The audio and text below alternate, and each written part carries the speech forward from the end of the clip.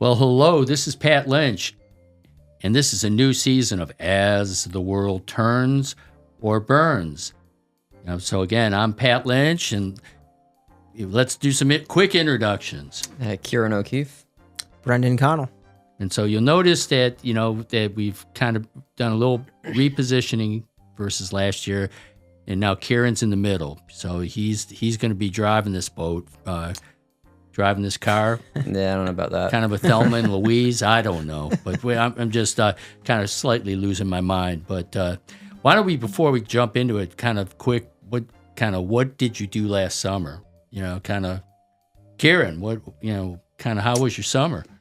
I traveled quite a bit. I had a fellowship at Mount Vernon, where the George Washington Presidential Library is located in Northern Virginia. Mm-hmm. So I was there for about a month working on a book. That was a big part of my summer, really focusing on that, doing that kind of research. Took a short vacation after that, and I guess that was really it. Nothing. What's the book going to be about?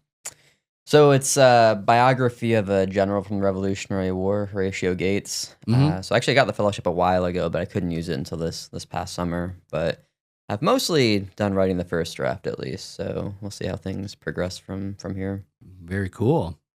Brandon. I also did a lot of travel. When the semester ended, I went to St. Louis, went back to New York, where a lot of my family is, to Colorado, where I've got a lot of friends, and then closed out the summer in Chicago. So kept it domestic, but was kind of out and about, and got into chess. I went down that rabbit hole. So I'm definitely just brand new. I knew how the pieces move, but short of that, I didn't know much about chess, and I got pretty good. And then I started learning Georgian, the language. So I did some productive things. Sure. I didn't do much work, political science work, but I did do some productive things, I guess. Were you like online chess? You were doing like chess.com? Yep. I did a lot of chess.com. What's your level on chess.com? I think 1300, something like that. It's in the 1300s. Right. Yeah. I'm sensing producer Jason wants a showdown. I know I suck at chess, but I just know. Oh, let's play. It's fun though. I'm not that good either. So yeah. My little cousin's like a wizard at chess. He's like super high up and on chess.com. I'm like, Wow. Okay. I don't get it. I don't know how people just. It's just a lot of work. Yeah. Like you just have to put time in. I learned at least. I'm just not smart enough for chess. I'll stick to manual stuff. But my summer got a chance to go up a couple times to great state of Vermont, see my daughter. Over the summer, I left my staff role as Director of Career Services, and now joining you two as an assistant professor, which kind of takes us back when we were looking at podcast names. I love our podcast name, but one of them, if you remember, we had was Three Profs and a Pod. And now, I guess to be Truth in Advertising, we could put that up there. But, don't quit your day job, Pat Lynch. Just stick with As the World Turns or Burns. So, got that out of the way. I had as the agenda. Oh! I think we're good. Was that on camera? It came off the hook there. We can just leave it down. That's cool, yeah. You almost just got decapitated. I think it's okay. We'll hang it up later. All right. Queen of France moment there almost. Poltergeist. Yeah, well, and all attention's on you, but first agenda item, Trump's pursuit of the Nobel Prize. I'll kind of walk us through that. How is President Trump going to win a Nobel Prize?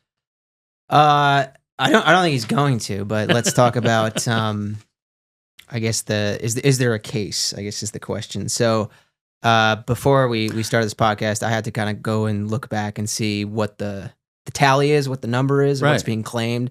I think it's 7. Yes. Okay, first off, I think that's great to have, like, if someone's got the goal to get a Nobel Peace Prize, like, that's great, right? We don't want to discourage that. In short, though, I think in typical Trump fashion, this is probably greatly exaggerated. But there are some cases where I think the U.S. and Trump has played a role. But in other cases, there's either no war to begin with, or the U.S. didn't play any sort of role, even if the conflict stopped, or maybe Right. there was a peace deal, but it just abruptly came to an end. Yeah, because the seven that I looked up, Israel and Iran. So he solved that war by blowing up nuclear facilities in Iran. That's solving the war. Well, okay. Another thing to add here too is I think it's hard to figure or hard to determine this stuff in real time because it's like, to be honest, right now, I actually would give him credit for that. I actually think that was a smart, for the time being, policy move because forget just ending the war. I mean, there's the belief that this kind of at least pushed back the time schedule for acquiring nukes. Yeah. I know maybe Iran doesn't claim to be acquiring nuclear energy for building nukes, but slowed them down. But slowed them down. So I think you could give Trump credit on that one. I think you can give him credit on the Azerbaijan-Armenian peace deal. I think that might be it, though. What was the conflict there? Azerbaijan and Armenia. Was it just something that goes back like a lot of times in that part of the world, it goes back like centuries, or there's something I will say tribal, maybe that's the wrong way of putting it, but long-standing simmering feuds that somehow erupted, and now he found a way to calm things. Yeah, so my understanding is it's when the Soviet Union dissolves, you're creating these new nation states. Right. And so it's actually a common theme whenever you kind of create these new nation states following, some other major power leaving. Sometimes the borders are not drawn correctly, or I think in this case, were just very hard to draw to begin with. So this ends up being kind of a long-standing territorial conflict in the Karabakh region, which is right now within Azerbaijan, as internationally recognized at least, but has a lot of ethnic Armenians. And so there was, this territorial dispute. In addition, Azerbaijan, the geography of it is it's got this exclave. And so Azerbaijan was also concerned. It wants to kind of allow its citizens to move back and forth, which means they'd have to move through Armenia, which Armenia doesn't necessarily like. So that's, has been going on off and on since the end of the Cold War. I think the current war is 2020. But that's, for the time being been put to an end. But they still have to kind of hammer out the specifics of that peace deal, which I think is the next step. And they actually the two parties came to the White House, right? And they, shook. So there is a demonstrable, act that took place that he did help facilitate. Right. Okay. There's at least a framework in place, and the U.S. does get something out of it because part of the deal is to build basically infrastructure, that corridor that connects those two territories of Azerbaijan. Russia, at an earlier point in time, was supposed to play a role in building that. Right. But with this peace deal, the U.S. is stepping in. I think we've got a 99-year lease is the plan to develop this. So the U.S. is going to play a role in that. And I think, again, in typical Trump fashion, it's going to be named after him. Oh, yeah. I think it's the Trump Road for International Peace or something along those lines. Paved with gold, no less. Yeah, perhaps. Pakistan and India is another one that I saw. That's not resolved. That seems they've hated each other forever. It seems. So is there the missiles stopped, or are they just not the provocations all gone away? It's simmered at least. Yeah. If we want to give Trump the benefit of the doubt, let's say that skirmish or war or whatever is stopped for the time being. Right. But I don't know if anyone agrees on if the U.S. played any role. Pakistan, I think, says yes. I think India basically said you played no role. This was done just bilaterally between us. So it's he said, she said. Thank you for is it 30 or 50% tariffs that? That's another. Thank you very much. Well, I did look up. There were 7 wars that he claimed to solve, but there were several others that he didn't claim credit for just yet. You want to hear them? Let's go. Yeah. He solved the war between Coke versus Pepsi. So that's been a long simmering battle. also kind of brought together East Coast and West Coast rappers. They're all in harmony now. And also Kendrick and Drake, put your differences aside. Trump kind of, brought them together, and I thought that was pretty good. And then probably the biggest one is that he's somehow found a way to find peace between Wile E. Coyote and the Roadrunner. Wow. Say more about that one. Yeah. How does that work? This Wile E. Coyote, it's just a runner's just always showing him up. That poor guy's falling off the cliffs, and everything. And Trump said, enough of this hostility. Can't you both live in peace? And he's done that. So the world's a better place, so. There you go. They shook hands in the White House. Shook hands in the White House. And Cracker Barrel has been made great again. I don't know if people saw the news. I've done that in the, oh gosh, yeah. Yeah, right. That's a Oh gosh. Oh, let's go there. All right. Sure. I love it. Cracker Barrel, have you guys eaten in one? When was the last time you guys ate at a Cracker Barrel? Yeah. Couple weeks ago. Right. Well, you've been traveling a lot. Yeah. Okay. So you're sitting down at your table and looking around the room. Describe the people that are eating there? What do you notice? I mean, first off, every Cracker Barrel looks the same, and it freaks me out all the time because I never know where I am when I'm in Cracker Barrel on a map. It's supposed to have like the old school feel Country to it. store. It's like an old-timey feel to it. Yep. Old-timey feel. They make you walk through all this stuff that you don't need, but you're going to buy. To Country store, the thing of pancake batter and all that. And their average age of their customer base is 55.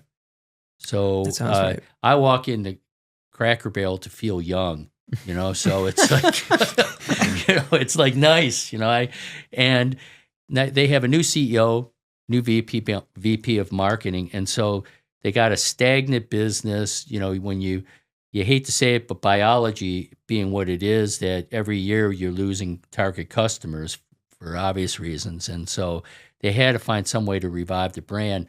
So they taken kind of dark decor and trying to lighten it up, try to dial back the old country store kitsch and everything. And part of it was the logo, and that, you got the guy in the overalls, sitting by the barrel, and it's got nostalgia. It works until it doesn't work. And so you got, the people that grew up at Cracker Barrel, they're getting older and older. They're having a real tough time attracting, new customers to Cracker Barrel. Plus, at Cracker Barrel, you have to commit some time to go there and sit down and eat, when everything is drive-through and more quick service. Had a lot against them. So, they were trying to modernize it. And so, one of the last things, modernize the logo. And frankly, as a marketing person, they just converted it to a really boring, generic logo. Mm-hmm. But like most brands do. Isn't that like the trend? Make them and less is more or whatever. It just says Cracker Barrel and it's the same color and scheme. It's just right? like, I would have loved to get that consulting fee. That would have been pretty easy. But so you think, okay, it's done. It's a blasé, nondescript, generic looking logo. Oh no, the internet says no. And one thing that the internet is great for is that if there's an opportunity to troll and dunk on someone, you're going to take it. And take it they did, because all of a sudden this became a political statement. Remember we were talking about political brands? Mm-hmm. Cracker Barrel has gone woke. Oh, man. This is a complete repudiation, This is them having pride parades now, and they've bought in hook, line, and sinker into the liberal agenda. They just made a lousy logo, but the internet just lost its mind. And the one bad thing for Cracker Barrel, as far as that, their stock, kind of took about a 20% decline. But the good thing is that some exceptional internet memes. Oh my God. I was showing them in class. I mean, just it's like just wonderful. what happened 2 days later? They just did bring in the old, out with the new. They brought back the old timey logo. 2 days, and that was it. They just couldn't stand the heat, and so now they're back with the old logo, but with all the same business problems. So is there a conspiracy theory yet that Cracker Barrel was the one that complained about itself to get this publicity? It's there, but nobody's buying it. Okay. This isn't like New Coke. New Coke, New Coke went out there and tried to imitate the flavor of Pepsi, and everybody lost their mind when they realized traditional Coke's gone away. They did this legitimate because of all these reasons, trying to get the business up and starting to grow again. And maybe if thinking about what would they do for a strategy, now it's kind of like they'll try that Coke thing, that we realize how special Cracker Barrel is to you, and that you really, and that, and it just, we made a mistake, but now we realize, come on back, be part of the family, what'd you have when you ate at Cracker Barrel? Eat breakfast? Or, I had a hamburger. Hamburger? Yeah. And they should. I love any place that serves breakfast 24/7. So that's usually my go-to. And although it'll be tough. Now the crazy thing with Cracker Barrel is now everything that they do will kind of it'll be seen through a political lens. They say they realize, this old country store thing really is not working. How do you navigate it now when you got everybody waiting, thinking, okay, it's Cracker Barrel going to Wokistan again? It's like, let's monitor this. It's going to be tough. And just Red Lobster it. File for bankruptcy. I mean, rebranding's difficult, is it not, anyway? Because you're worrying about losing your original customer base for the new customer base. Oh, yeah. So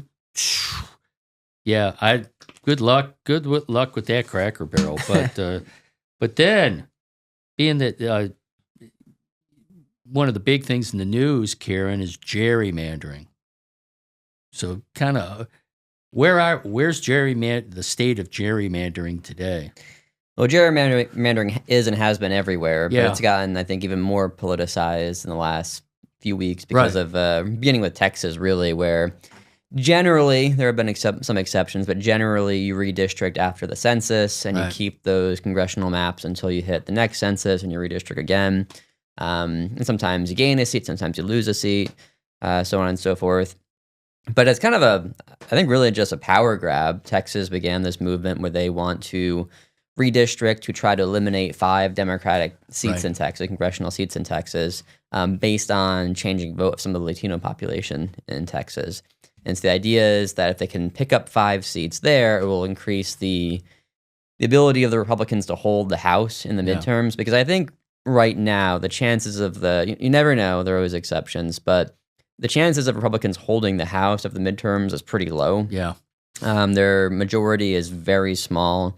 And generally, the party out of power tends to pick up a good number of seats in the midterms. It could be less in a polarized political environment, but even in 2018, I think Democrats picked up 30-something seats. Right. And Democrats only need to pick up 4 or 5 or something to flip it. It's very small. And so Trump put a lot of pressure on Texas, and Texas acquiesced to redraw the maps in this mid-decade redistricting. To try to preserve some of or pick up some seats from the Democrats. And then consequently, California has tried to retaliate. It's tougher there because they did approve independent redistricting a few years ago. And so they have to vote on a proposition at the end of this upcoming election, which I would guess would probably pass, but it's not a sure thing. It's not a surefire to pass. And then other states are talking about doing it too. And so Republicans in Ohio are going to redistrict. I know J.D. Vance visited Indiana, was trying to get the governor of Indiana for to one redistrict. vote? Yeah, one vote. district. I guess so. Yeah. Missouri is talking about it. And we'll see what happens. I think overall this is probably going to favor Republicans because it's just Republicans control more states, and it's easier to gerrymander if you have a rural base than if you have an urban base. Right. When you're all concentrated in the same spot, it's harder to gerrymander. Republicans are more spread out. They just are because of how what their voter base entails. Yeah. So I think it's very bad. I think back when we did our wish list at the end of last semester, the first thing I brought up was gerrymandering, and I wasn't really aware of this about to happen. Yeah. Which is just gerrymandering on steroids, where now we're just going to redistrict every few years for little changes in the electorate, the political climate. So we'll see what happens. It could backfire because if you get a little bit of a blue wave, maybe some of those districts, because you can't create more Republican districts unless you make existing Republican districts less safe than they were previously. Right. You have to take Republican voters and put them into previously Democratic districts, and so it could backfire. Maybe I don't expect it to backfire given how polarized we are, but it could backfire a little bit. Maybe Republicans actually lose some of these districts they're trying to save. Yeah, because the methodology that I read about Texas, that what they did is try to reconfigure those 5 districts so it's 60-40, give themselves kind of a margin of error. But a big part of it was the assumption that they can retain the Hispanic vote that dramatically swung to Trump. And so, if I don't know what current polling's like, but I don't know if there's just a backlash, as far as all the things that are going on right now with the first 7 months of Trump. If the Hispanics and definitely those congressional Texas Hispanics, if they're on board with what he's doing.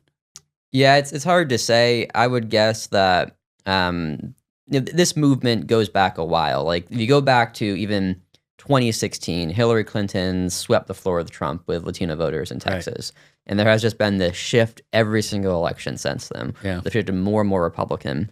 So Starr County, Texas, which is on the border of Mexico, very southern Texas, that had voted Democrat in every single election since 1896, I want to say. Right. And in 2016, Hillary Clinton got 80% of the vote in Starr County, Texas. Trump won that county this past election. Right. It's been a huge sea change in how Latinos, especially in southern Texas, vote. Yeah. And I think that's unlikely to flip totally back to how it was under with Hillary Clinton or Barack Obama. But it remains to be seen if Trump will. I mean, Trump though still isn't that unpopular. I think if you look at the headlines, you'd come away thinking that he's at 28% approval rating or something. His approval rating is 44%. That's not good, but it's not that bad really. Yeah.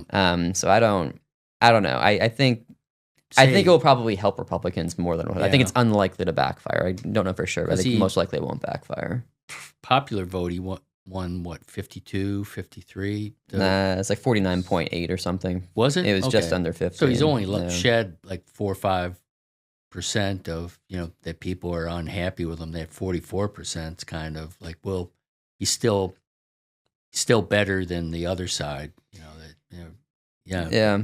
I don't know. It just, if you look at, I feel like you go back to 2015, there have been so many political obituaries written for Trump where it's he's done. His poll numbers are down. But he has such a hardcore group of supporters that he can never go that low. Yeah. And so I won't believe his political career is over until it's actually over.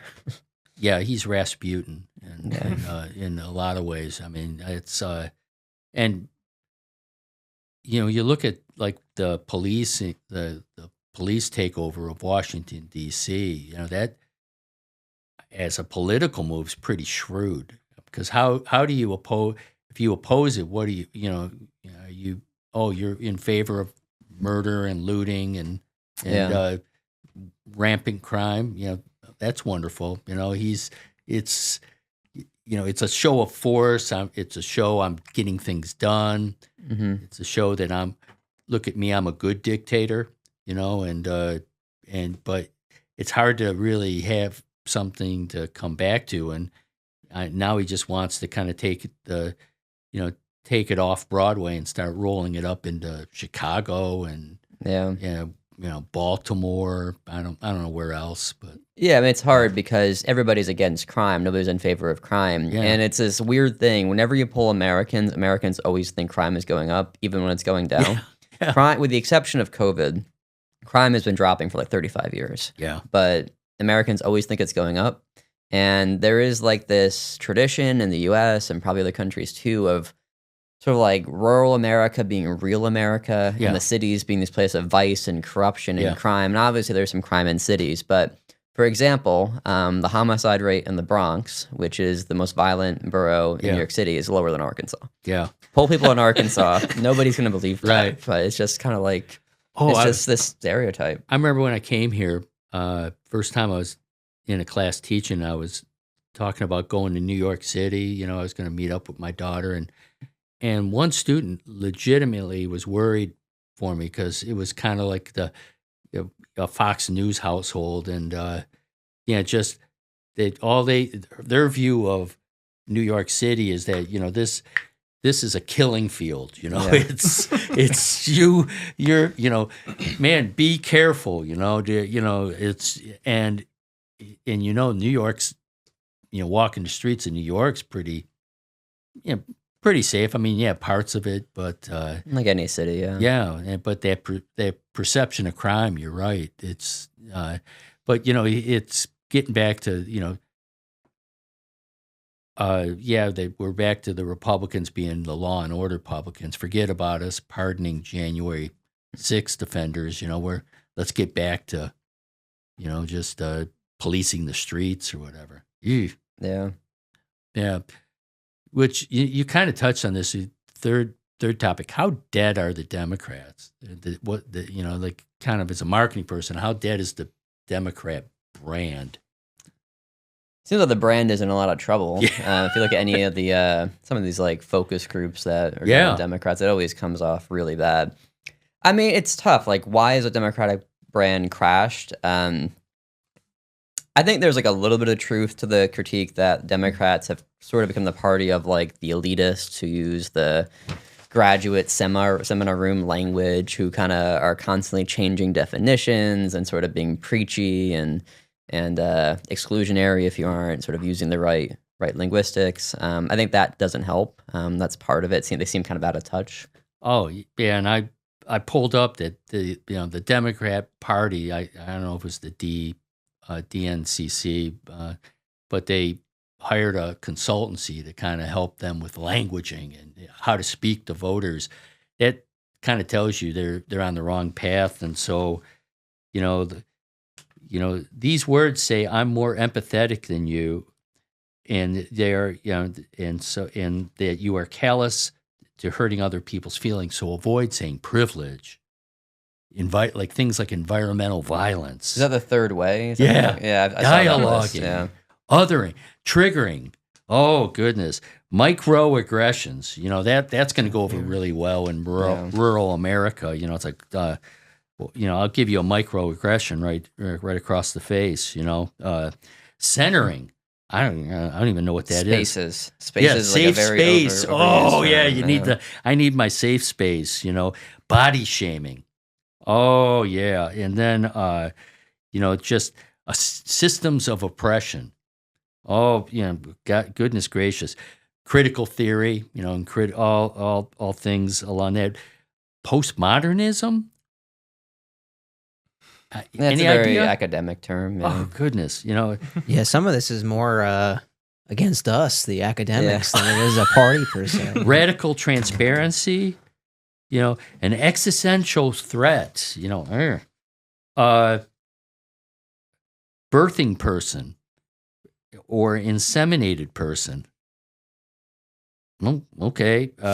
Pregnant people, because we're all, it's like, there's women can get pregnant, but let's throw pregnant people. Chest feeding. Oh my God.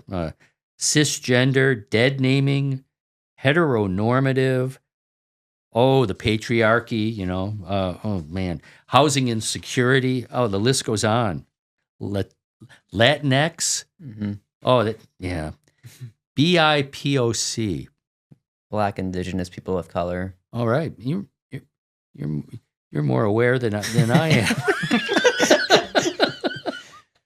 Explaining away crime, justice involved, incarceration versus jail, incarcerated people versus just, thugs, involuntary confinement, I guess that's jail.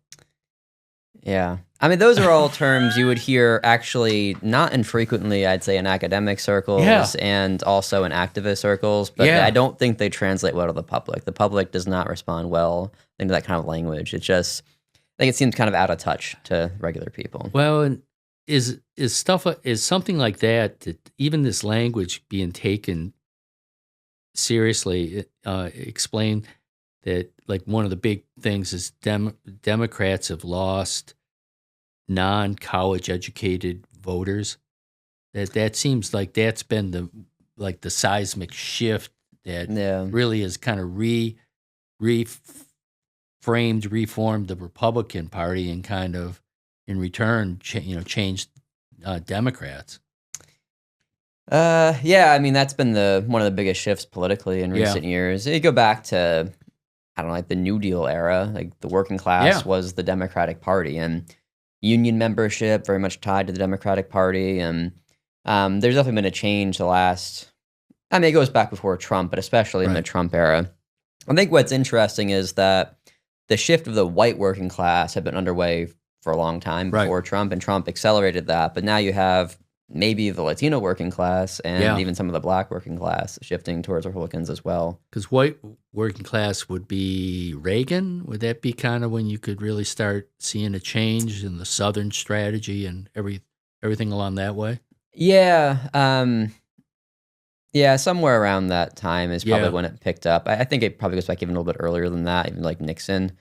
But I'm trying to think of who the last president was who won the white vote. I want to say it might be LBJ. Yeah. It's been a long time since Democrats won the white vote. And, began hemorrhaging the white working class, and Trump's shown weakness. Because Nixon was like with Agnew and the silent majority, and you had all those damn hippies and protesters and everything. And so that's, that was one where, made the working class just, their blood boil, they hear.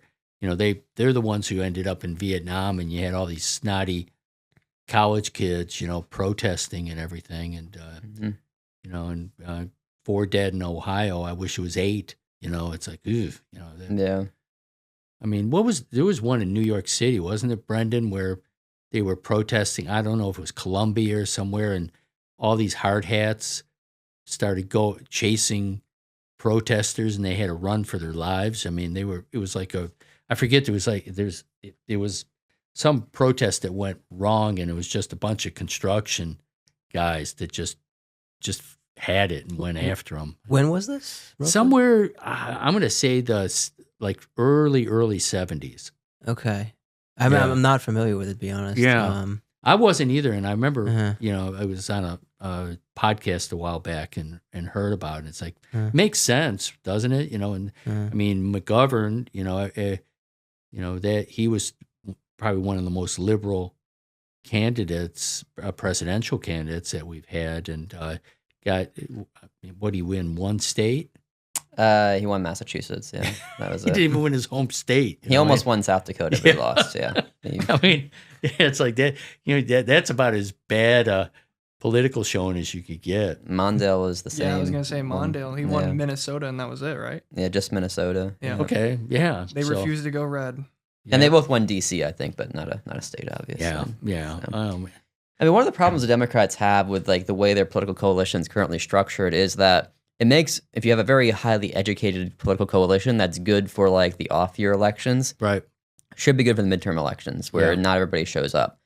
But you come to the general election, like people who have college degrees vote at really high rates. Right. You can't really max out much more already. They're just like, almost all of them are going to vote. People who don't have college degrees, like Trump has been able to like greatly increase the share who are turning out for him. And like, he can mobilize more people. It's like more leeway to like get people out, more like a ceiling. Whereas because most Americans don't have a college degree, when you're relying on college voters, it makes it tougher in the general elections. Do you think Trump's position on trying to eliminate mail-in voting, do you think that will materialize in any way? Well, you definitely can't do it over Truth Social. Well, you write a proclamation on the Resolute desk, right? In one of those executive orders, and I think they'll be struck down by the courts, but I don't know. The Supreme Court's obviously very Republican, but very states, conservative. It's a state issue, right? And now the states could start picking it up, and who knows? Yeah, I wonder if because last election there were more Republicans voted mail-in than in 2020, so I could see some Republican states not wanting to deal with it, where they're just like, "This worked well for us. We won the last election. Let's keep the mail-in voting." But I think what Trump is trying to do is he's trying to lay the groundwork to contest some seats in the 2026 midterms. He's trying to scream out voter fraud right now. Right. So that when you get to the 2026 midterms and if it ends up being, a close election, which in polarized environment tends to be, that he'll contest some seats, especially in Republican-controlled states, and say, "Oh no, this person, they didn't win, they cheated," and then try to block them from taking their seat to keep Republican control of the House. If Democrats can take control of the House, his agenda is like dead. Like he can't be able to pass anything, and the Democrats will launch investigations, and it will cause a lot of problems for his presidency. So he's trying to defy history by keeping the House. Yeah, and then all of a sudden, if they get in. Maybe it'll be, all Epstein all the time. Just nonstop hearings. I mean, I will admit I can't. You guys thought we could go a whole podcast and me not bring up Epstein. So here's my problem with the whole Epstein thing. Joe Biden was president for 4 years. Right. Why was it not? If it's so clearly like this, got all this dirt on Trump, why did Joe Biden not release it? Now, you're mixing logic into this. Come on, drop that. Drop that, man. This has all been a cover up. This is it's an Obama, Biden, Hillary Clinton. I was gonna say the conspiracy runs that deep. Oh man, Biden was a part of it. That's Biden was part of it. Well, no, Biden wasn't. Biden. He was part of it, but he doesn't know he was part of it. What's that? There's like that famous picture. I had a friend who was like down that whole conspiracy rabbit hole, and he's like, "Oh, here's a picture of them, golfing together in 2014. So it proves they're actually buddies. So they're not. Joe Biden's never going to do anything to Trump or vice versa." And it's like, whatever, what that doesn't mean anything, Like, well, here's some, kind of like we wrap it up because I could go all Epstein. We could do it. Just rename the podcast Epstein Mania, and I'd be cool with that. But some predictions. Will the Democrats regain the House? I think so. I think the history says they should, and the margin is so narrow. And they're doing well in gerrymandering. I think so. Because even if the Republicans are able to gerrymander another. So they net another 8 seats or something. Yeah. Democrats then will have to flip 6 seats or something. I don't know. I can't do the math, but it's small enough that I think it's unlikely the Republicans can stop it. And then on top of that, if you look at some of these special elections, Democrats are doing really well right now. Right. They're flipping some of these Trump districts and state levels. Say the next 3 months will the Ukraine-Russia war be resolved? No. Yeah. We can. I don't want to say too much. Maybe we can kick it to a new podcast. Yeah. But I was optimistic a couple weeks ago. Right. And I was optimistic just because there's just like these signals of like newfound cooperation, and like all like the tariff stuff kind of went to the back burner. So it seemed like,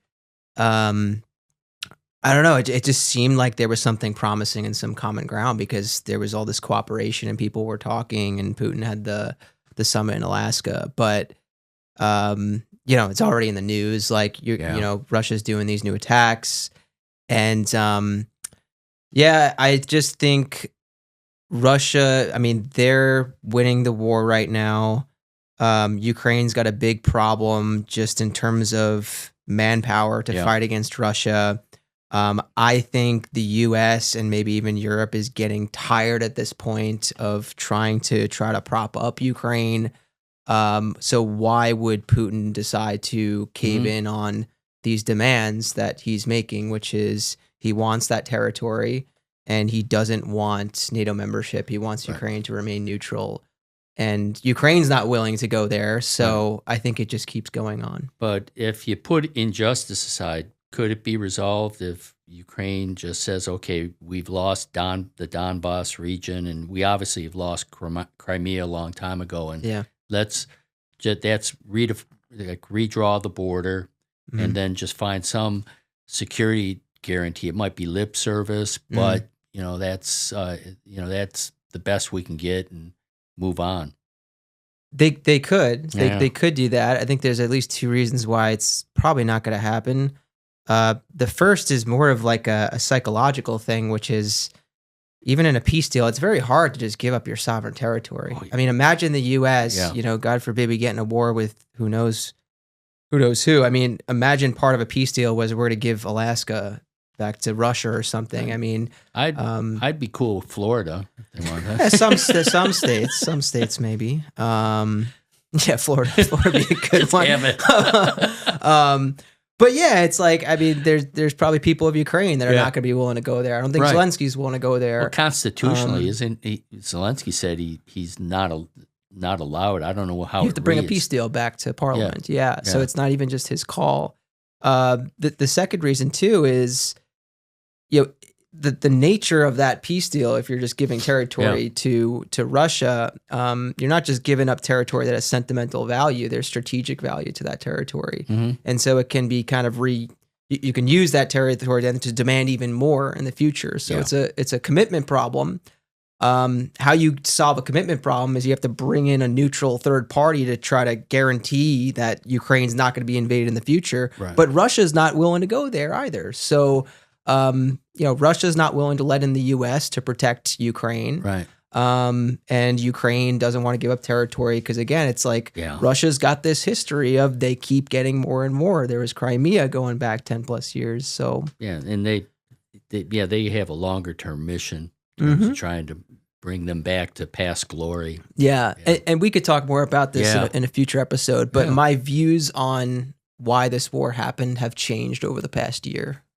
So, and some of the land Putin's demanding, I think, is like not even occupied by Russia at the moment. It's still controlled by Ukraine, and so you're asking not only give up the land that Russia occupied, but you're giving up land that Ukraine controls. Yeah, it's kind of that. It's just pushing them further back and just claiming. All right, will troops end up in Chicago? As far as whatever militarization that you consider, but they'll send troops to clean up the streets of Chicago. I think he will send troops, at least try to send troops elsewhere eventually. Yeah. I just think he views it as a good political issue. In some ways, it is a good political issue, though it's a lot trickier. D.C. he has control over. Chicago he does not. Yeah. I think the constitutionality of that's much more. I mean, I don't think it is the governor and the mayor have said no, thank you, but it didn't help in California. He was able to get people. Well, that was to protect federal buildings. Is that? I think he'll do something, and I would predict at some point, like the Constitution has a clause in it where Congress can suspend habeas corpus in the event of rebellion. I think Trump will try to invoke that at some point in his presidency to be able to use the military to advance his political aims. I just think he is headed that direction. Everything's headed that direction. That would be my prediction. Not maybe right now, but at some point in the next 3+ years, he'll do that. All right. Got to get back to all things Epstein. Ghislaine Maxwell, will she eventually get a pardon? I'll say no, but I don't know. No. Yeah. Oh man, I gotta say yes. There's gonna it's in the works. Just it's all a matter of how.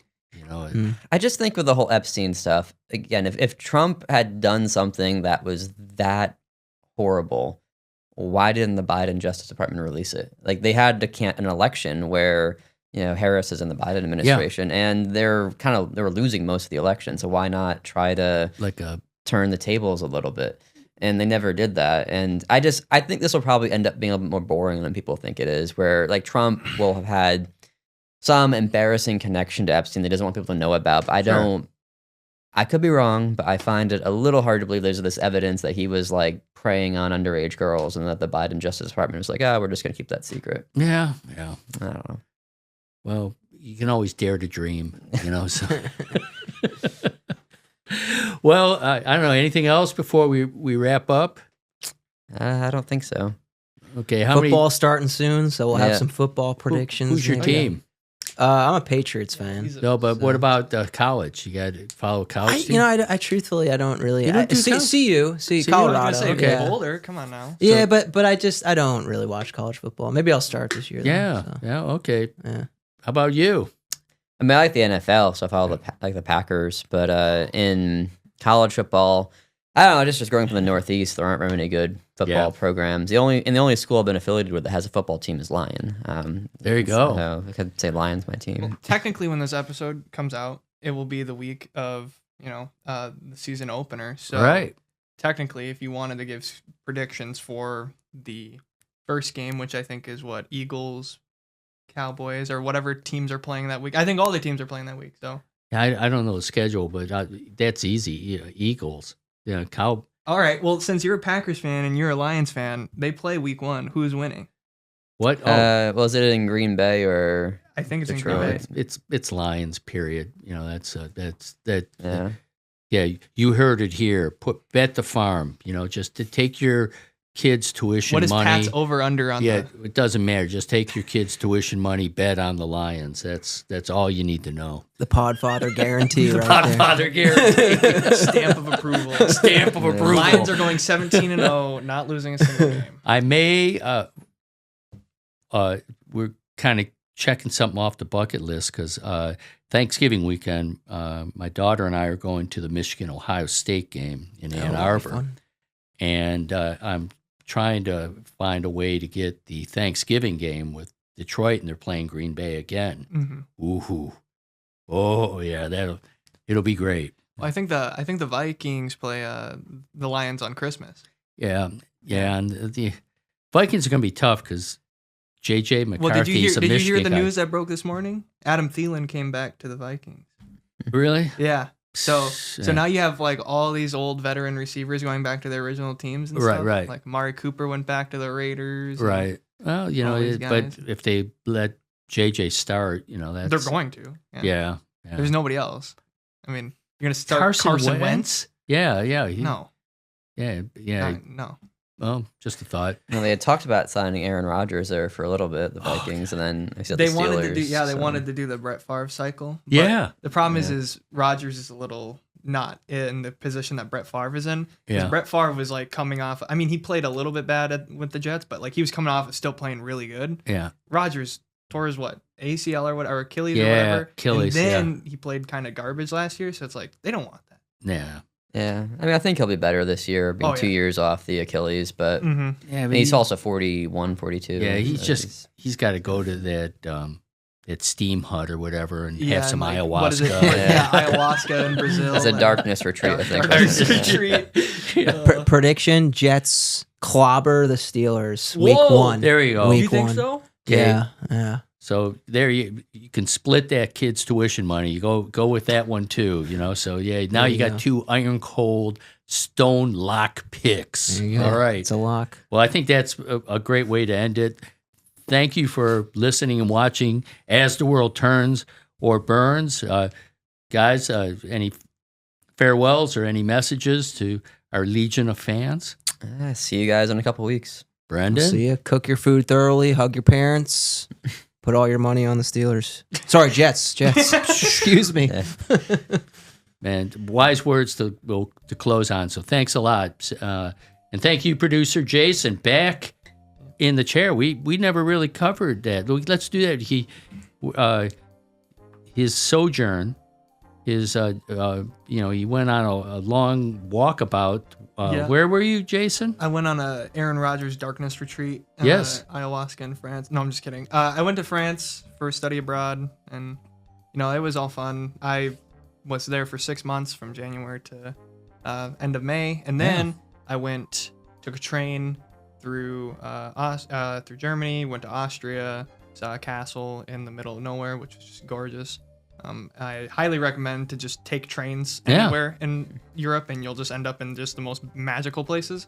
Then I went to Poland, and I flew back to the United States. But I was just studying French, and getting into the culture. That's right, and he's come back a lot more worldly. He's got this mustache rocking, Rico Suave. It's very. I learned about that. I learned about the scarves. Oh, do the scarf. Man, you let the cold weather come. Yeah, whenever you're upset at somebody because it doesn't snow, it's just cold. So whenever you're upset and you're wanting to walk out, you go over the shoulder and that's it. That's like the American giving them the bird. Literally. No, it is. No. Oh man, well we'll be talking forever, but thank you again for listening and watching the podcast. We'll be back with you in 2 weeks. Take care. Bye.